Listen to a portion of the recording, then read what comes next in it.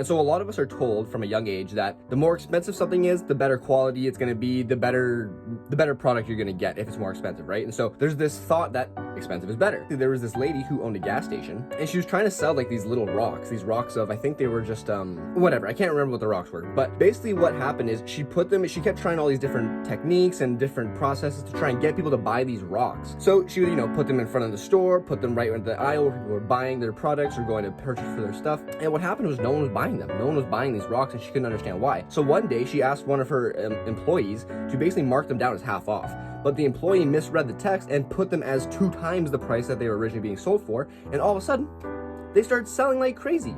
Because people that were coming in, tourists, and I guess this was a gas station that was very tourist heavy during the summer.